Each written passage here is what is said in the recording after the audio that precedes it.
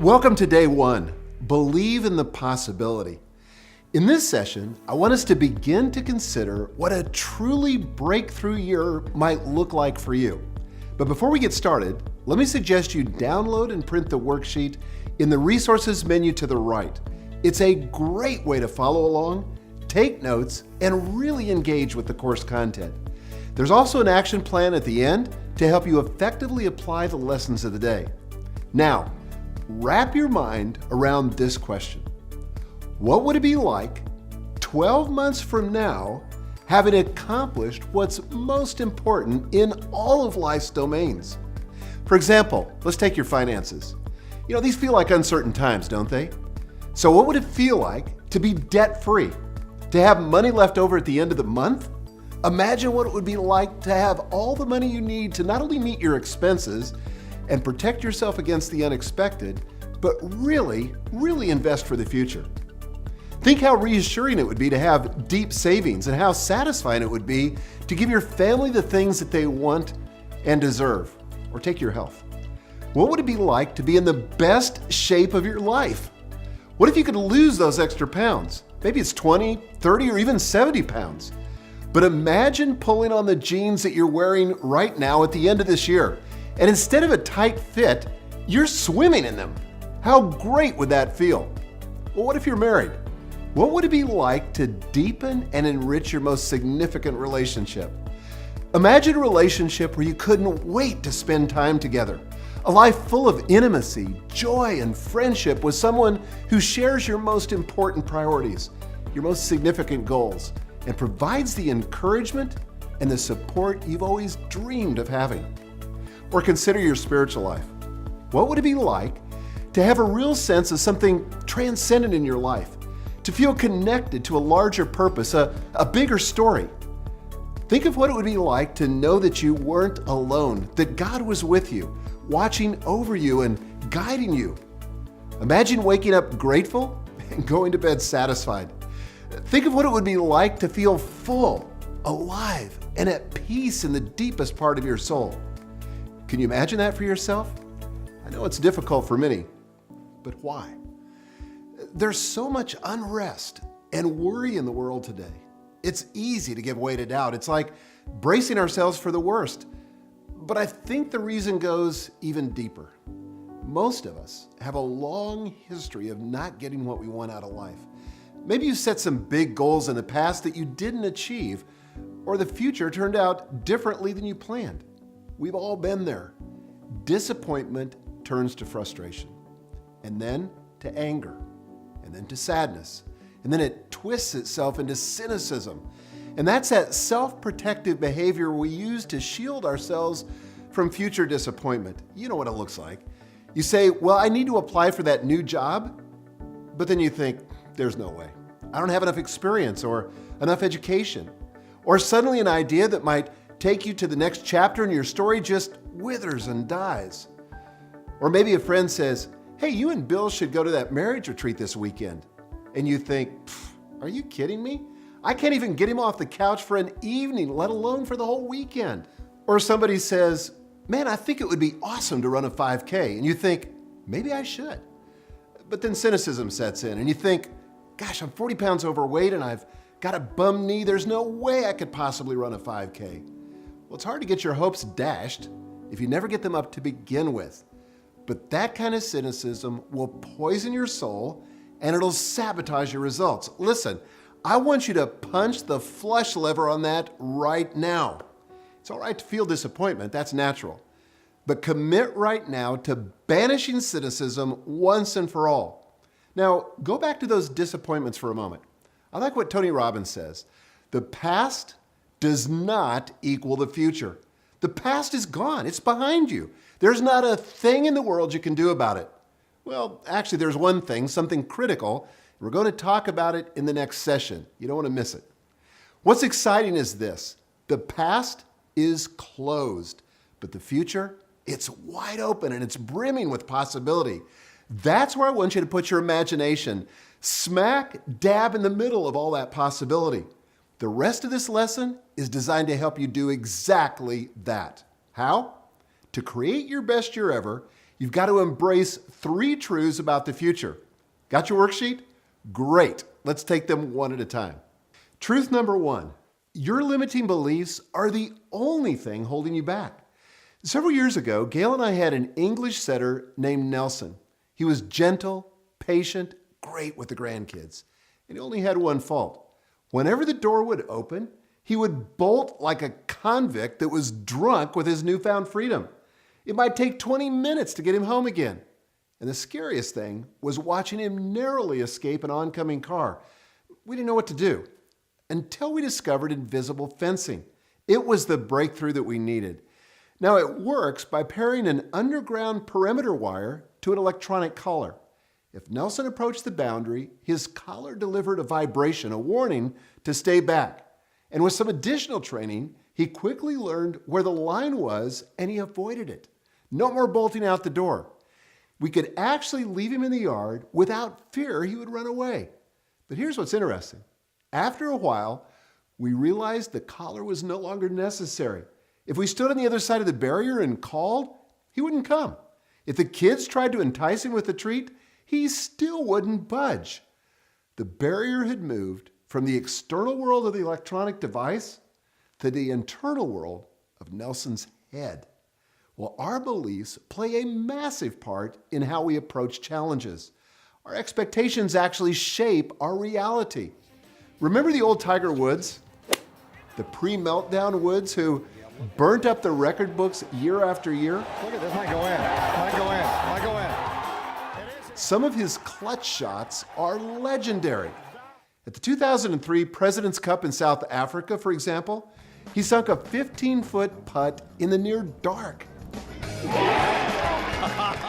It seemed like an impossible shot. Everyone thought so, but not Woods. Listen to what his teammate Mike Weir said about that shot. He knew he was going to make it. That's probably what separated him from everyone else, his belief. Or take the case of AAA pitcher Steve Mura. He was starting one night in an away game, but he almost lost before leaving the dugout. Why? Well, I can never win on this mound, he told his pitching coach, Harvey Dorfman. Dorfman didn't buy that for a second, but he could see Mura was already preparing to lose. So Dorfman pushed Mura to explain his belief. The pitcher said the angle of the mound was wrong. He'd lost there before, and for Mura, that settled it. But not for his coach. It was just a jumping off point. Dorfman asked what kind of adjustments he could make. Sounds simple, I know, but it was like a switch. That one suggestion created a new sense of possibility. Before the game, Mura came up with a new strategy to deal with the unfriendly slope of the mound. There's a difference, Dorfman told Mura, between I have not won and I cannot win. The past didn't determine the future, unless Mura's belief led him to act like it did. By changing his belief, Mura was able to change the outcome. He pitched an almost perfect game that night. Just 2 hits and no runs. Mura faced a major challenge, but it was in his mind. It wasn't out there in the field. And it's not just pets and sports. I find it's true for almost all areas of life. Listen to what Rosamund Stone Zander and her husband, Benjamin Zander, have to say. Many of the circumstances that seem to block us in our daily lives may only appear to do so based on a framework of assumptions we carry with us. Draw a different frame around the same set of circumstances, and new pathways come into view. When you begin to think about designing your best year ever, you got to embrace the truth that your limiting beliefs are the only thing blocking your path. I want to explore this further before we move into the remaining truths. Specifically, there are 3 kinds of limiting beliefs we need to consider. First of all, beliefs about the world. That's when somebody says something like, I can't start a new business right now, the market is terrible. Or, I don't trust management, they're always trying to screw us. Or what about this one? Those politicians are going to deep six the economy and make it impossible for me to get ahead. These are global beliefs, but they're not always reality. We've got to learn to question and even dismiss them, or they'll limit our freedom and our motivation to act. Second, beliefs about others. You know, it's no use asking, you might say, he's too busy to meet with me. Or, hey, she's just a bean counter. What can she possibly know? Or he hasn't responded yet. I guess he must be upset with me.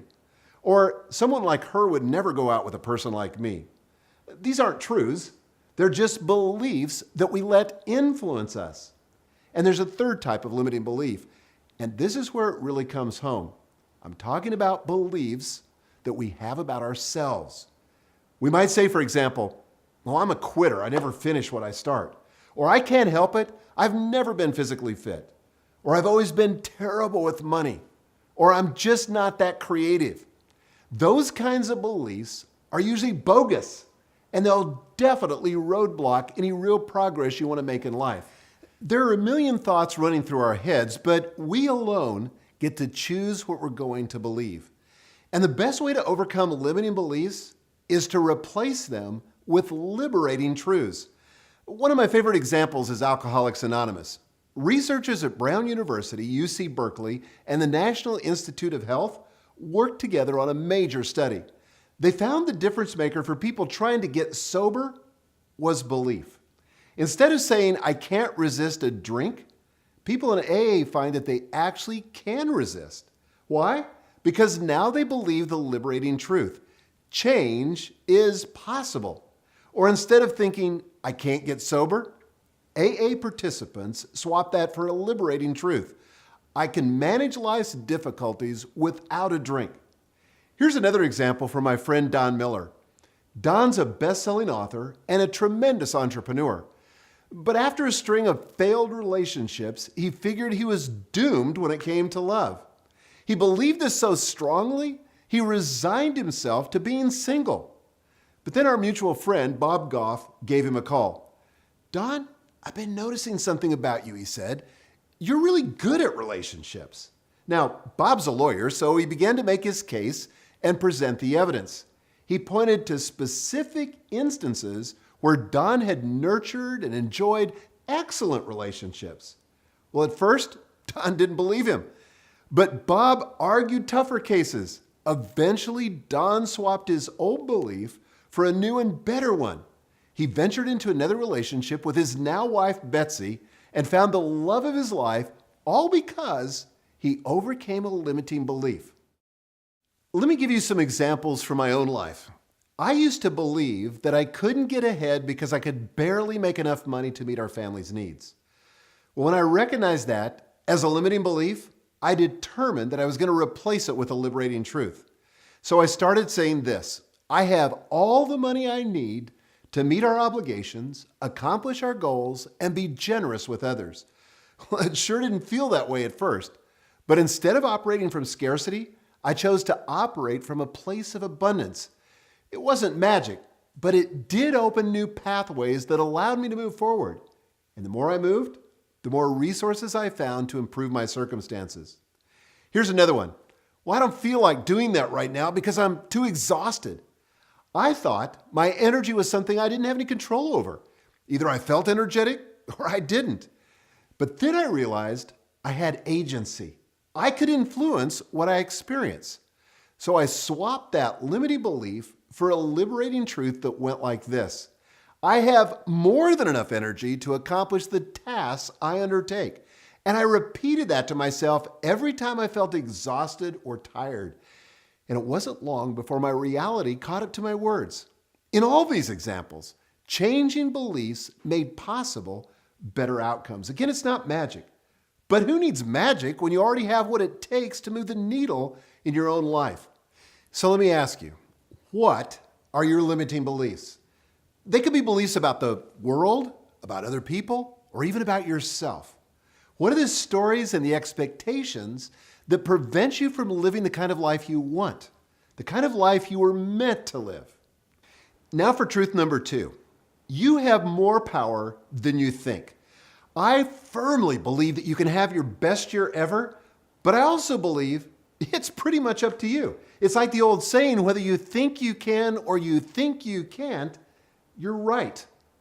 I want to go back to the story of Tiger Woods. For anyone watching his game today, he's a shadow of his former self. Why? Listen to what he said back in December of 2015. There's really nothing I can look forward to, nothing I can build towards. Reflecting on all his wins and accomplishments, he said, "I think pretty much everything beyond this will be gravy." You catch that? He may still swing a club, but he quit playing golf. His heart is no longer in the game, and it shows. Wherever you are, you have the power to pursue a better future, to be an active participant in the outcomes you experience. A lot of people are unwilling to admit this. They think that they can't control everything, so they have control over nothing. But that's not the case. We can always control the response that we have to what happens to us. For example, a lot of people say they believe in God, but it's more like they believe in a kind of fate where God determines everything and their choices don't really matter. Now, I'm not going to make this a Bible lesson, but I think it's worth pointing out an example from the Gospels. On 3 separate occasions, Jesus asked people, "What do you want me to do?" That's what he asked the blind man Bartimaeus, and he also asked it of the 2 blind men on the road to Jericho, and he asked it of James and John when they came to him before his crucifixion. What's interesting about these moments? Well, from a Christian perspective, Jesus is God. He could do whatever he wanted, and yet Jesus was unwilling to meet their needs until they got clear on what they wanted. Well, we're in the same boat today. Resources aren't the issue. Those will come along at the appropriate time.